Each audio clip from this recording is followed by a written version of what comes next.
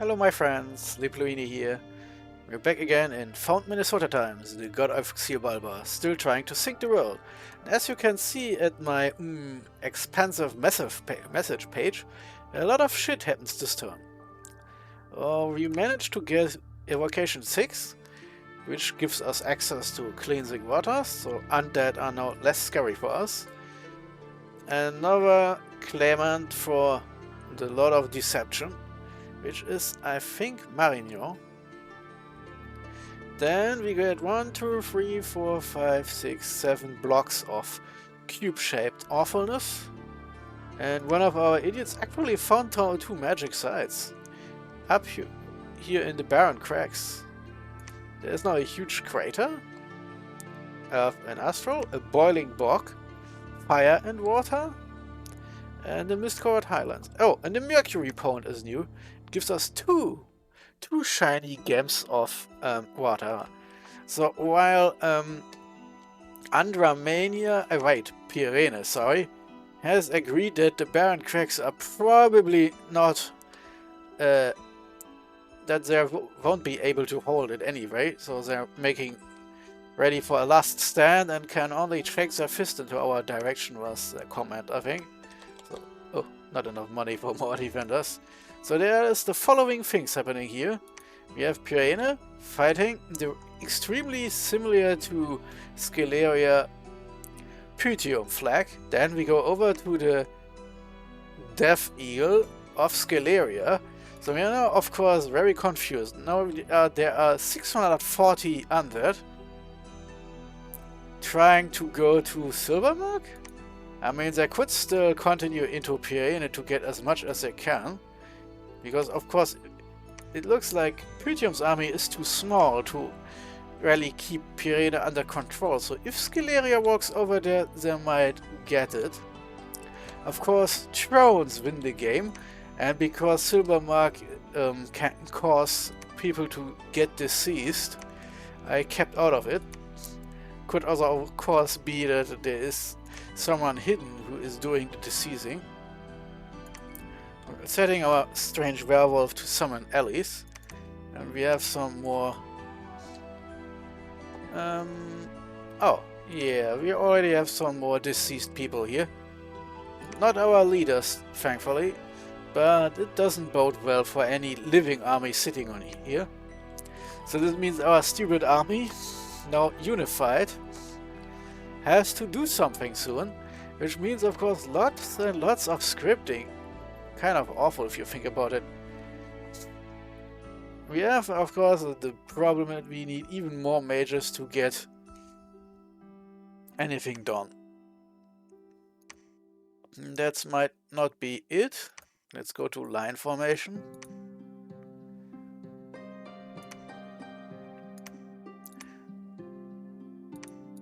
The frogs starting with MU are our basic frogs. The ones we're starting with are our funny little sacreds. And then there are those guys.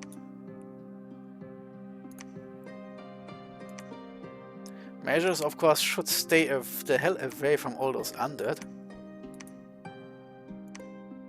And then we have more flyers back up here, so not all of them die at the same time.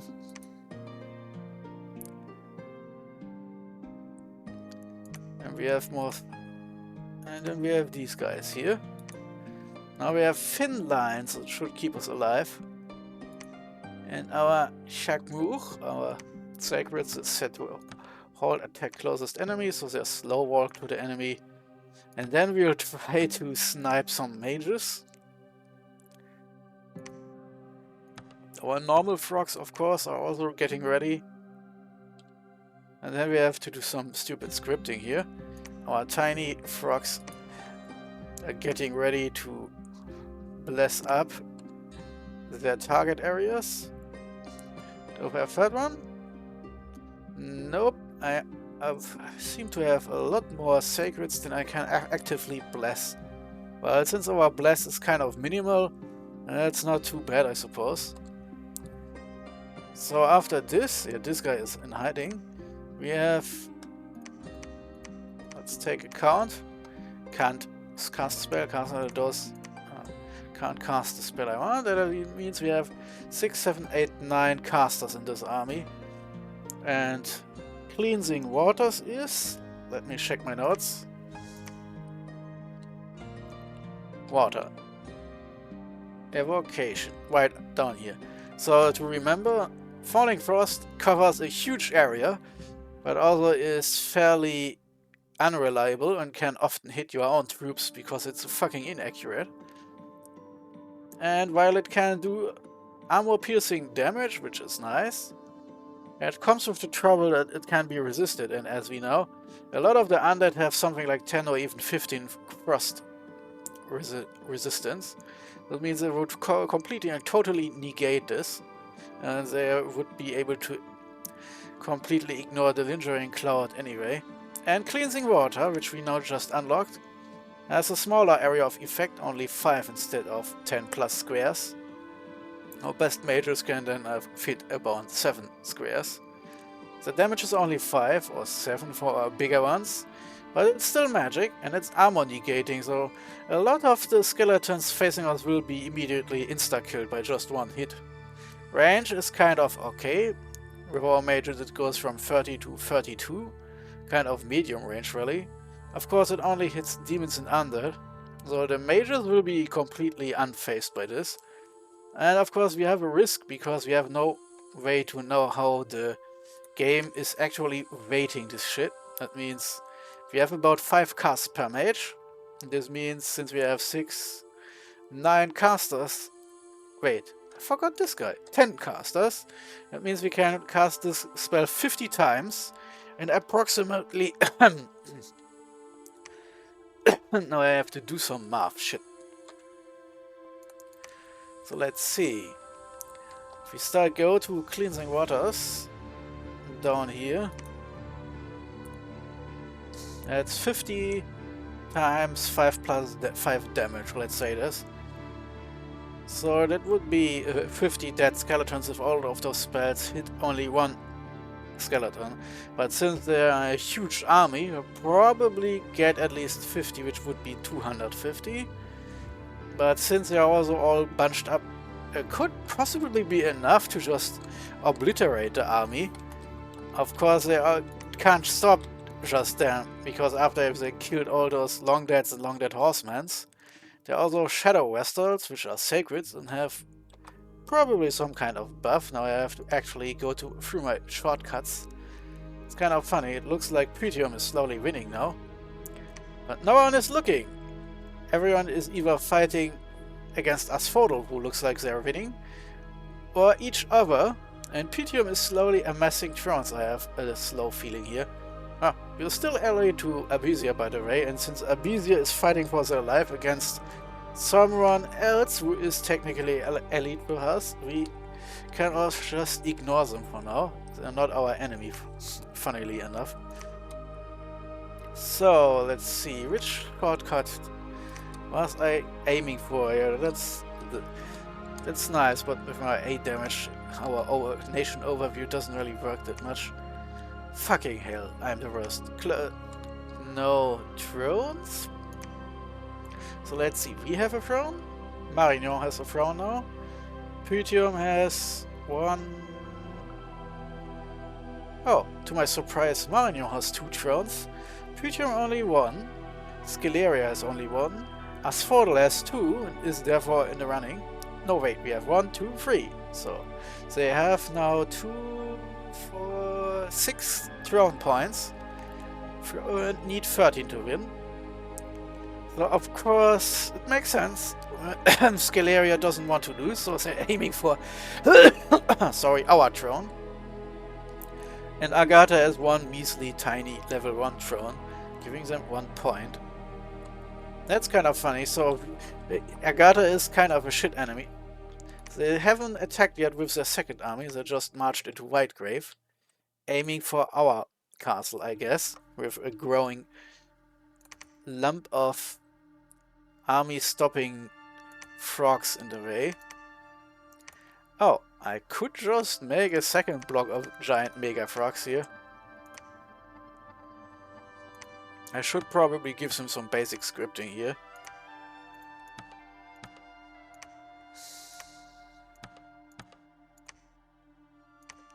And even things out a little bit. Recruitment is completely stopped here because of money issues. Well, one turn of frogs isn't too many, I guess. Stopped. Oh no, we are still recruiting frogs here. Kind of funky. So, some basic froggery here. Oh, the giant plant zombie hordes of my alley. Almost said enemy. Oh, thank fuck, no. So we have more and more frogs sitting here. Since they can't do anything anyway, I'm marching my frog leader over here to join the fun. Then we have concentrated something like 170 units here. I should be able to crack whatever is left here. And I think, is Ulm gone now? Let's go back to our giant pile of messages. Oh, we had another backup in the same army searching but not finding anything. Then Asphodel has made Mandragon, VTuber, the Carrion Lord a new prophet. And Scaleria made, oh, I guess I need a prophet. Another prophet, huh. In White Graveyard, the same bunch of elementals and shard guards smashing our defense. Then there was a battle between Pythium and Pyrene, and Pythium won. They had Jules, the master of games, which is some guy with gladiators, and a high Magus. No, he isn't under the influence, he has just a lot of magic puffs. He also had these guys, basic infantry with some spears. And Jules. No, Jules are special undead, because he still have a mind of their own. They are still the typical not needing to eat undead with poison resistance. One of the few units that don't have cold resistance under the undeads, and their skills are seemingly average, but they have a poison claw that can do extra paralyzing damage. So of course it's not the kind that kills you, but it gives a healthy 50 fatigue, so 1 or 2 hits and you're instantly asleep. Kind of awesome, if you have tons and tons of them. Now, of course they have 0 protection and barely more hit points than a walking skeleton. So if you can resist their poison and kill them, then yeah, that's kind of funny for you. Oh wait, there was also Abysia and Asphodel. And Abysia technically won, but they lost almost everything. Almost the entire army, including most of the mages, died. While, well, okay, it's impressive numbers, but I tried Asphodel in a test game, and all this shit we're seeing here, all those giant monsters, they are free spawns, they just show up randomly. And while the Panic Apostate is a strong, expensive mage, you can also just summon strong, expensive mages with gems, so this guy was the only fatality in this large stack of dead. All this other shit is probably getting more than this per turn by now. Province defense defeated. So Abysia obviously tried their best, but it wasn't good enough. Taking almost the same losses against a huge stack of undead is a losing proposition. I really hope we do better. Before we look at things, in Domna we had unrest, population loss, and gold loss. Famine. Oh, great. Then we have more misconceptions in Isepne. Sadly, we don't have any armies we can here. We just have to hope that eventually the game will roll thanks to our auto-patrolling and get them. The funny thing is, each turn the asshole recruits more of his stupid cultists, and therefore it gets easier and easier to catch him. I just hope we get lucky before it's too obnoxious to root out. Then we lost one of our scouts, walking through another huge stack of mages and undead monstrosities. So yeah, Abysia is not getting out of this. The walls are moderately damaged. Yeah, Bitra is fucking hell on toast. And yeah, looking at this here, Ulm has been defeated. It's gone. And we missed it. We lost one of our Mukhkuhul. And yeah, here. The god of Ulm has been permanently vanquished. Their dominion ran out. So now we're sitting on an independent castle. Kind of funny. And Amun came back as a white mage, as predicted. So he didn't get an extra thing in death. And he isn't a frog anymore, because sadly the developers didn't program undead frog chassis for white mages. So he's just now has transformed into a human-looking dude, kind of funky. He also has lost an eye and then has another healing wound. Yeah, let's see. Since he's undead now, there is a chance that he's slowly losing those. Could also be he gets us to stay with him. He has also 1 hit point. Now it would be interesting to see if he gets more hit points next turn. Or if he stays this week. But even if we can't use him immediately, he can research. So that's 15 points more for us. Then we have this guy who will die in 6 turns. And was there a 3rd one? Yeah, and this guy who will die in 5 turns, thanks to his disease. So we get to see this 2 times more. And it'll be interesting to see if one of them gets level 2 in death, because then they can upgrade this to level 3 with my remaining skull stuff. Until then, I guess I can give this guy here a skull stuff. This reminds me, there was also a nice anti-undead spell under the death regime. It was... no, wait, it's another school. Ah, fuck it. Banefire is kind of neat. It has huge range, a small area of effect, okay fatigue cost, but it does a grisly amount of armor-piercing damage, and it leaves some kind of death flame, which is also doing armor-piercing damage. And is ages people super fast, which is this large area decay. So this is a lot of shit to take. Of course, the funny thing is this huge fire blob, which is explained here.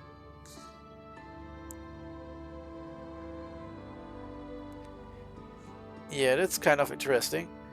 So undead aren't excluded because it's huge magic fire, instead of just being death. So this is actually a spell that can take out even undead. The large area decay of course won't work at all, because if you're undead you're already dead, so you can't age to death faster. That's I think how I remember decay working. Man, is this game complex. Anyway, if we use this, well, the fatigue focus means it can be cast about 5 times, and then the AI does whatever it wants anyway. Stygian Reigns is level 7 and is still on our way, but we're probably not getting it before our first war begins. Enchantment 4 we have. Horde of Skeletons is at level 5. Well, we are still rushing all those basic spells. In 2 turns we'll get Enchantment 5, which allows our death mages to cast Horde of Skeletons. 5+ skeletons per turn. Well, okay, a simple level death mage can cast this 3 times before he has to take a nap. Level 3 mages can at least run through the scripting, and at level 4 and 5 we are getting to the range of they can keep this up for a long time. The other shit is mostly only for death armies, it gets ridiculous after a while. Thaumaturgy, well, I can't really do anything since we are here. We still have our weird 4th soul spells that affect 1 person, which is, yeah, it's probably wouldn't even do anything if I had 50 of the tiny mages. Grand Slug! Huh, funny. And this one is... cannot be cast underwater. Yeah, okay, no, it's completely useless for our things. The Stygian Puffs is kind of a death teleport. Construction 5. Yeah, we could probably get some more here. Alteration 5. We have some shit like invulnerability. Now, since we can't really make everyone invulnerable right now, because we lack Evocation 7 right now, we're kind of in a bind here. Getting to Evocation 7 would be nice, but at our speed that takes something like 4, 8, 6 turns we don't have. We instead are rushing some other spells we could actually get in time to matter. Yeah, Friendly Currents, for example. We get this in 2 turns. Well, then we can activate the army sitting in Delca. So let's take a look at those huge blob things. So they have size 6. Nice and big like the Earth Elementals. And while they are shitty at attacking, one of their many things here is... where is it? They can also do trample, so against Earth Elementals obviously that won't be helping much. They also have lots of hit points, so no protection at all. Magic resistance is so-so, and as magic units they are totally mindless. And if you can carry them around with your weird laders, yeah, they can't run away. They can also see in the dark automatically blind means they don't have penalties for not seeing. And they're swallow, so everything smaller turns inside and then gets damaged until they either get free or die. Stun immunity means because it's just a large blob, it can't be stunned. Affliction resistance is automatically set to 99. There is no chance those guys will ever lose an eye. Ha! Then Acid Splash. Anyone striking this unit with weapons shorter than a spear, which is length 3, risks getting hit by Acid Splash. And while Dominion 6 finally included some resistance against Acid Splash, that was damage that you just couldn't survive and hit by in Dominion 5. The value is the damage, armor piercing, taken by Onion attacking with a dagger. So the dagger would be length 1 like a sword, a simple sword. Then longer swords would be length 2, which would be I think 6, and then spear would be 3, and then I think it's down to something like 1, and then 0 for weapons with a length of 5, which is not something that exists here. They can of course also touch someone with acid damage, which is magic, and can therefore penetrate even people who are invulnerable.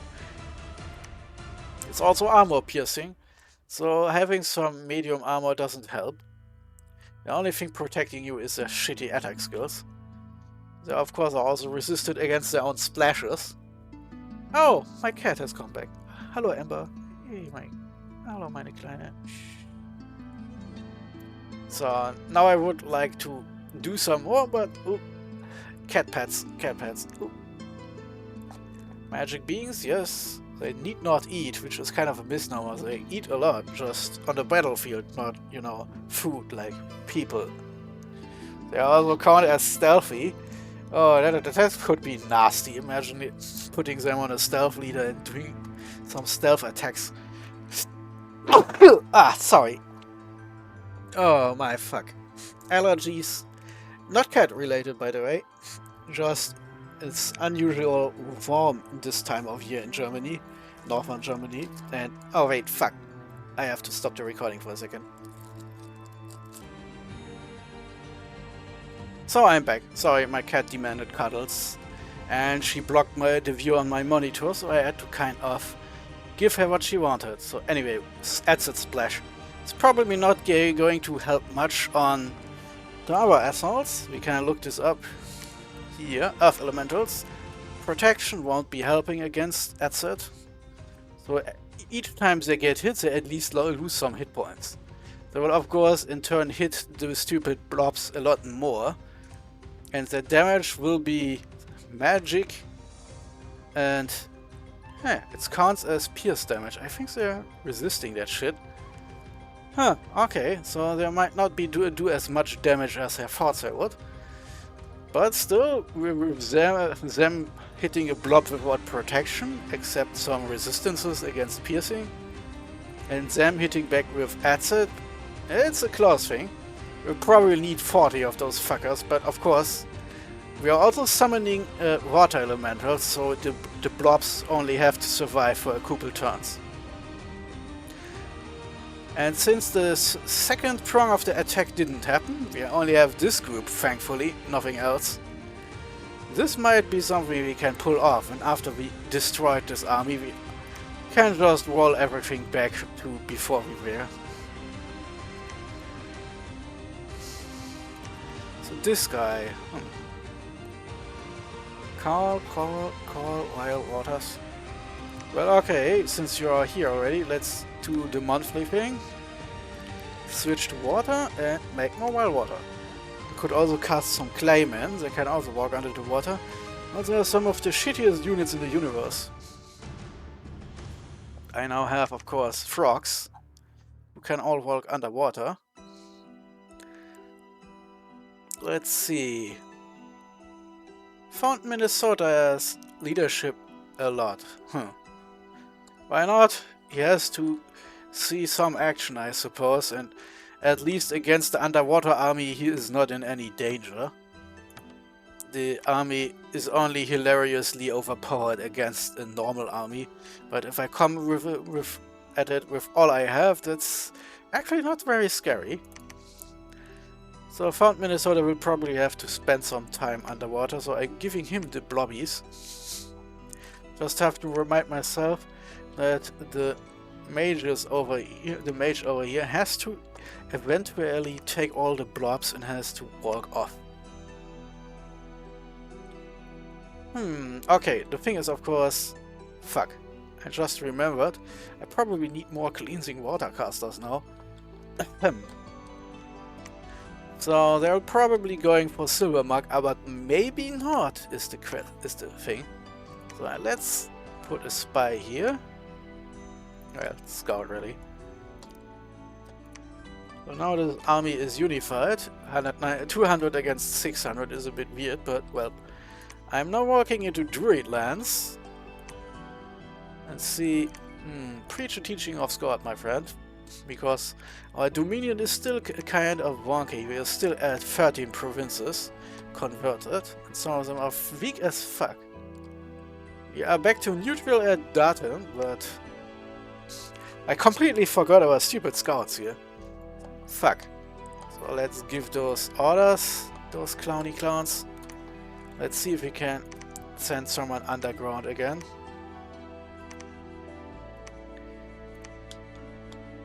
And let's randomly put one here.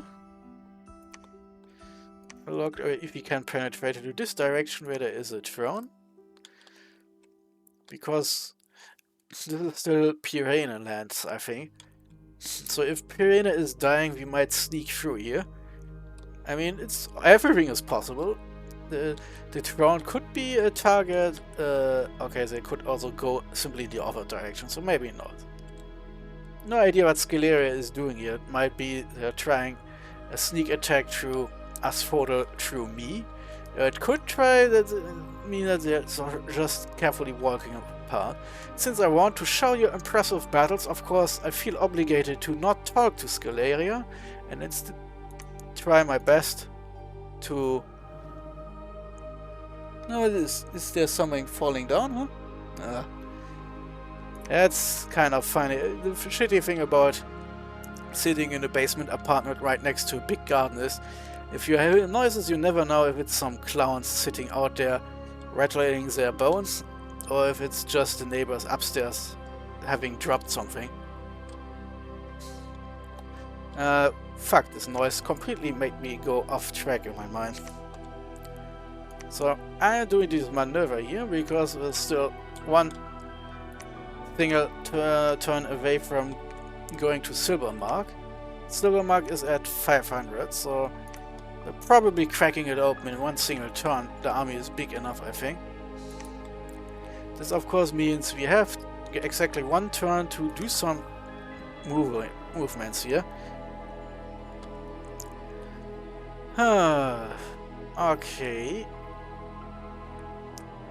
Agner can't really go here, right? Fuck, nope.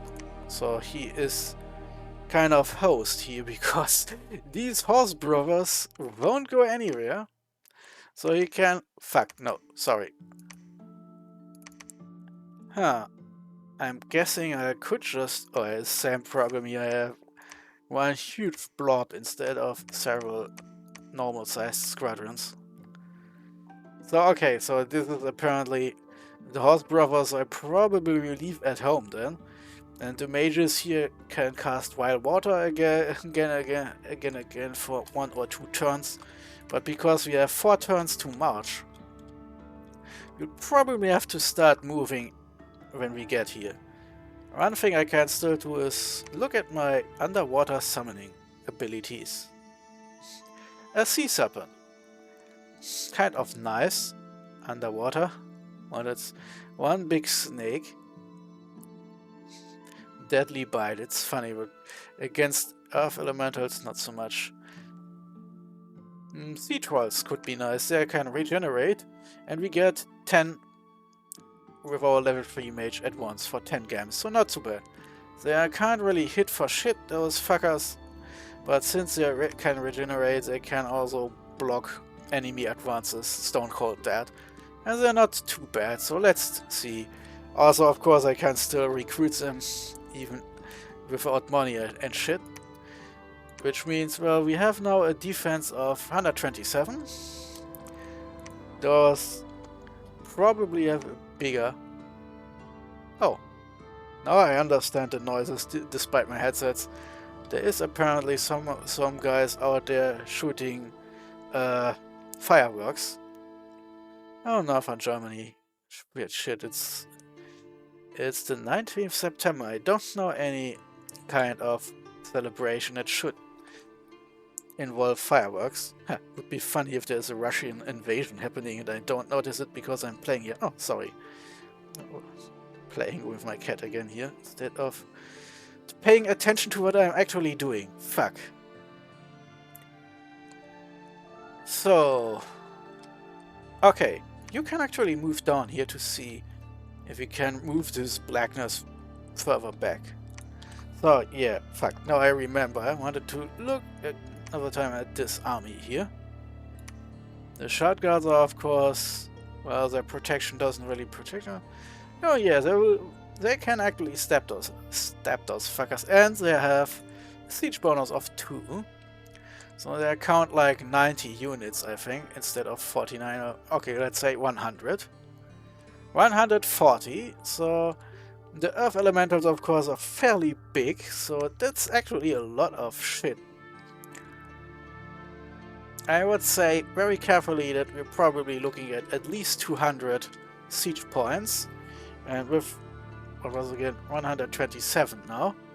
That's, I would say carefully that we can probably hold out for about 4 turns.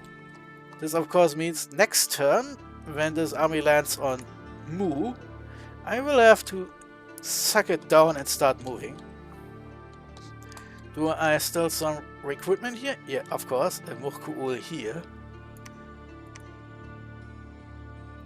So these guys are obviously then going down into the water.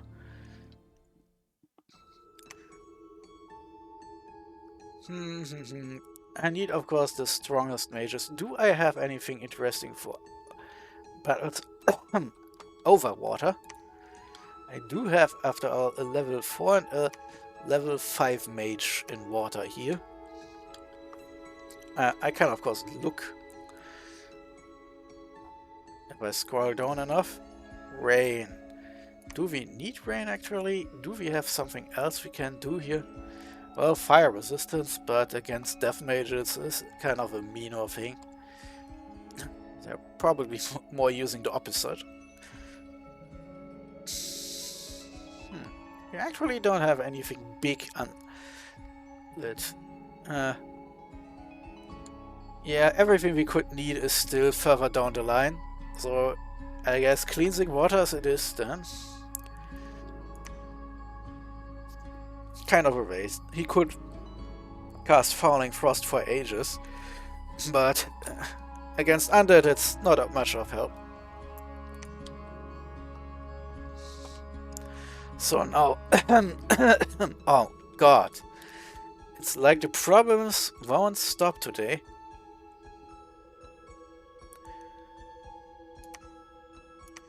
Do I have some earth shit here? Earth, I said. On the obligatory thing, I could send earthquakes. Cannot be cast underwater because, as we all know, there are no underwater earthquakes. Oh, this game sometimes. Of course, my worm can regenerate, but none of my frogs can fly, so this is kind of not very helpful. Fatigue of 300 with my level 6, this means something like 75. So you can do this 2 times before he has to take a nap, which means about 16 damage for everything on the battlefield, except for flyers. Armor piercing and defense negates. I guess this means if you're nimble enough you can stay up. But of course if you cannot stay up and get hit, you also get stunned. It's of course only useful if you can actually prevent your own army from dying. This is a useful spell for flyers, because they can use this when everyone else gets hurt. Anything else here? Well, we have Curse of Stones, which affects the entire battlefield.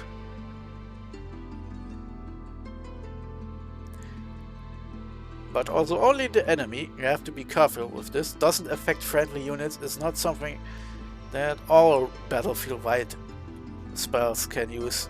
Stuff like Firestorm will burn your own units, the same as the enemy side. Combat speed reduced by 25%. Cause of D4 fatigue per square moved. Encumbrance increased. Yeah, so the only thing affecting undead would be the combat speed decreasing. And magic resistance negates easily. So anything with high magic resistance might just shake the spell off. Maws of the Earth is kind of a short range spell. Big area of effect, huge damage, armor piercing, but completely useless against flyers and floaters. Now we have some options against things that are inanimate objects moving around. We can use Shatter, which does enough damage that will take out huge chunks of otherwise hard to damage enemies. None of which really applies to the shard people invading us, and the earth monsters aren't inanimate objects either. Soldiers of Steel. Area of effect 20+. Gained for +3 protection. So we do have some options. And it looks like some of those buffing spells can be cast underwater, which is helpful. Let's see, Curse of Stones. Can this be cast underwater? Apparently so. So while the other shit, the undead, don't really matter, having an Earth Mage underwater will actually help us. So next turn when we march off into the underwater realm, Found Minnesota will go with us, not because of his awesome water skills, but mainly because we can buff our army with him and debuff the enemy as a nasty surprise in the first turn. And since one of our mages is a level 5 mage, we can basically make ourselves faster and the other side slower at the same time. So this way our stupid slow frogs have a chance at winning. So these guys of course have to stay because they are soon dying, and then they'll be replaced. And Amo needs probably a couple turns to recover if that happens. It's always a surprise. Oh yeah, of course. We also have another level 3 mage here. This guy. Does he have boots? No. That's... Could have sworn I had given him boots. Is there someone else has boots, I'm sure. Earth boots. Did I not forge Earth boots? Because if I give him level 4, he could then join instead our other... Fuck. Did I give someone Earth boots? I have level 2, which is kind of funny.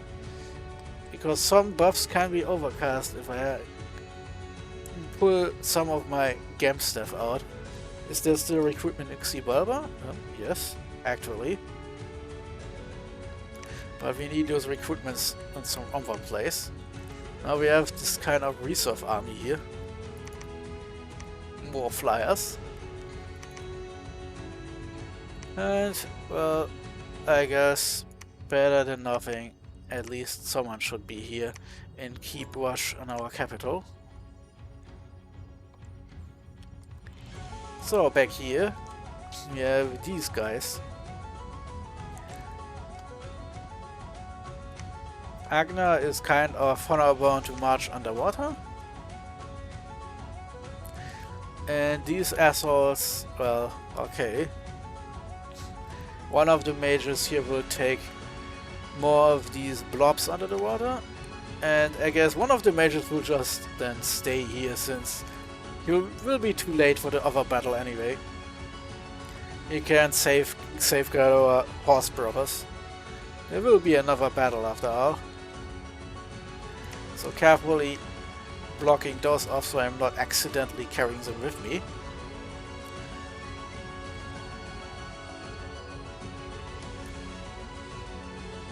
Well, I don't want to blast through my gems too fast. Is there something I can do with earth gems? Because lost land can't be used if we're all dead after all. We could make some more money or get some non-amphibian trolls. And on the water side, yeah, sea trolls is all we can get for now.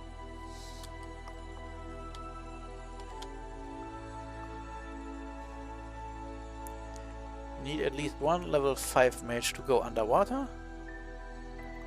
We should concentrate on level 3 mages for maximum water fuckery. So this is then my underwater force. This means, since I have to cast some wild shit, this means, oh wait, there's, yeah, this guy has to stay. These guys can join underwater.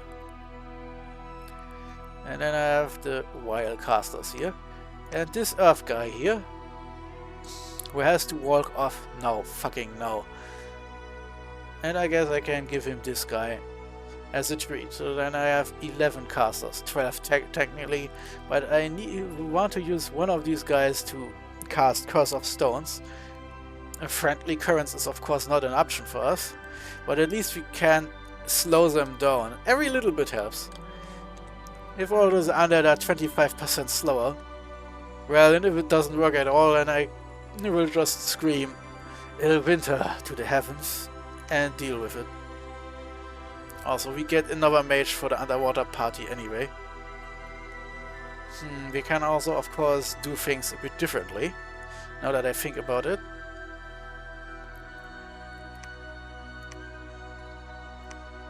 Just upgrade my anti-undead army by a huge amount. All the level 2 casters will be useful, except the ones who were newly dead here. Well, now let's have the level 3 ones here for the underwater army.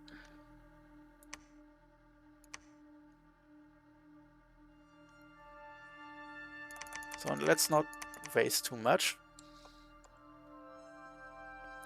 And since my army over there doesn't have a lot of gems, I'm putting in for some water gems for casting. Well, let's see, that should be enough to boost up our army here. And since we're out of range for any attacks, we can now reinforce with more casters. We accidentally use some... I probably could give them some frogs. You already have another stack of frogs in the other castle after all. Yeah, these guys, echoes can stay here. So now they have 30 units more, they're slightly above 200. And this will then mostly be a battle of magic against undead bravery. At least when they attack we see how many mages they have, which is important. Because if we can overwhelm them with sheer magic damage and then stab the mages fast enough, it's one of the funky kind of things. If I see he is overconfident and leaves himself open, I can just switch my flyers to attack immediately in the first turn and do some stabbing before the and the mages start summoning some aid to help them out. So now I have these guys here, and while Font Minnesota can keep on researching, I will cast ritual spells, probably only for one turn, but Wild Water. And fuck, am I drunk or something? Just because these guys are dying, it doesn't mean they have to take a day off.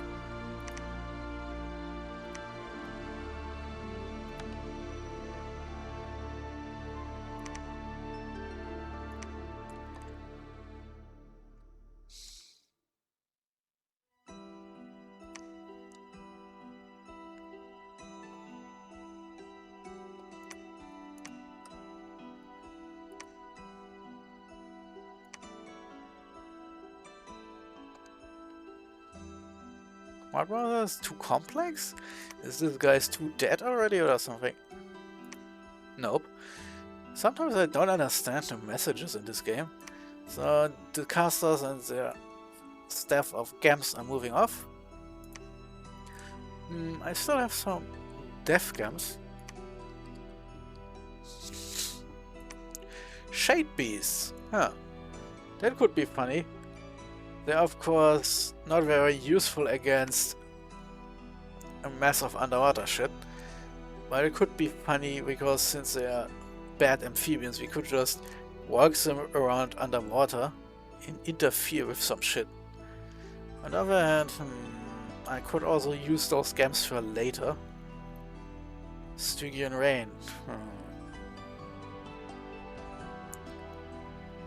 Casting 4 times my water and I'm casting 3 times here.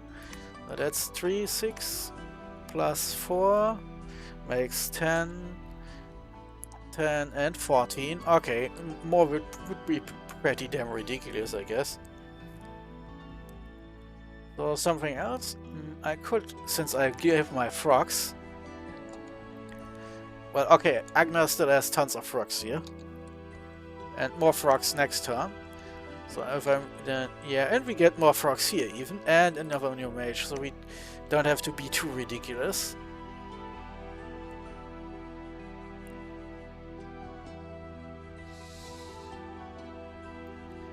But it would be nice if we have some more beef to hold the line while our mages get to work. And of course, the water elementals I'm summoning during a battle, they won't stay. Agatha is a spell to just get off elementals permanently, so we have to spend some gems otherwise, let's say. So now we are beefing our defenses up. Next turn, the underwater army will be marching off into Baptizer for our counter assault. Then in the same turn we have an army ready in Druid Land, and then we'll have to do a shit ton of fucking scripting, I'm telling you. The underwater army will mostly be trying to buff themselves, debuff the enemy, and spit out tons of water elementals, while our stupid cubes and some sea trolls are holding the line, getting their heads bashed in by those 40 elementals. And we can't wait any longer because, yeah, next turn will be here, and then I have 4 turns, 3 turns, 2 turns, yeah. Probably, if in case it looks worse than I'm assuming now, will be just in time to save Moo. And hey, if I'm lucky, he is walking around getting the other provinces first, which sucks because of the gems we get from some of them. But on the other hand, well, okay, shitty income, okay income. Shitty income, shitty income.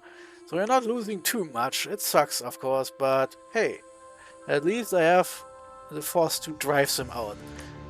Albizia is fighting Asphodel for real now and losing heavily. And I guess after I defeat them, I then have a reason to march on land and take provinces from them. Yeah, of course, a lot of the shit depends on what Scaleria is doing, because, yeah, If they don't actually attack and walk off into another direction, I guess then I have an army okay, I would have to dissolve my nap with Apizia to walk through their lands to even reach these guys. Or I could just leave the flyers at home, maybe at Beatra if the siege is still continuing, and march the army into water. A lot of shit depends on what exactly Scaleria's goal is. If they want to get into my cap, of course, I would be in trouble. If they're marching into Trollwoods then instead, I'll then would have to counter by marching. Huh, okay, both options are kind of funny. Let's see. One. Then he's on my cap. One turn of sieging. We have only 500 even on my cap. So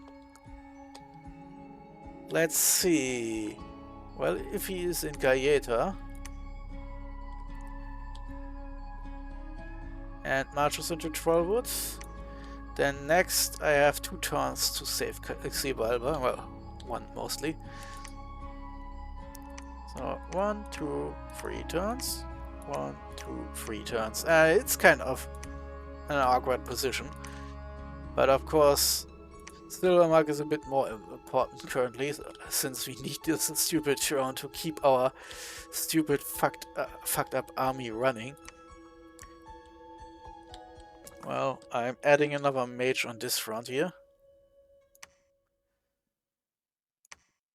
And that's it. The mages on our capital are too far away to influence anything. Only thing they can do is summon some shit to slow down a siege force. Now our research is down to 259, which kind of sucks, yeah, but I don't really need enchantment 5. It would just be a bonus. But this is the great turn of preparation. And then next turn we'll have 2 armies, one for keeping our underwater provinces clean and one geared up for fighting the undead menace on the western side. And something I've keep forgetting here, I have a list of sinkholes and I wanted to give out some name. Shag-Ich, can I even rename you? Because you're... oh, I can, so... because you are mostly an earth mage, I guess. And I have some other weird-ass names. Where is Cenote something? I gave out at least one special name. Sakatan Kenote, yeah, our prophet, named after a sinkhole. And he's of course down here joining this fucking siege. The ever siege here. Keeping about 200 of my units busy.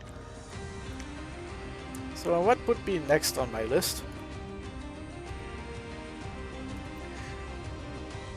The Great Ravenna Boulevard Sinkhole. Great. Holy fucking hell, I hope I can. I wish I could copy text into Dominion 6, but the Great Ravenna Boulevard Sinkhole. That would be approximately something for Earth Mages.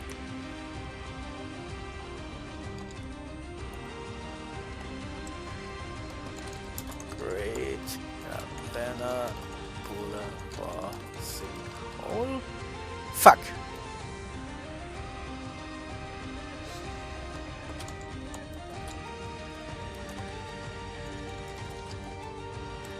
Close, but it fits. Great Ravenna Boulevard Sinkhole. He is an Earth Mage, and he is joining the effort to keep the evil hordes outside of our influence. Then next on my list was something that looks nice and green, but wait, first we have a mage name for a big blue sinkhole that's underwater, the Great Blue Hole in Belize. It's in the middle of a coral reef. It looks like it's a gate to hell. And since it's an underground thing, well, I will name this guy then the Great blue hole. Huh. Okay, why not? It's at least easy to remember, I guess. And it's for this guy who will also walk underwater.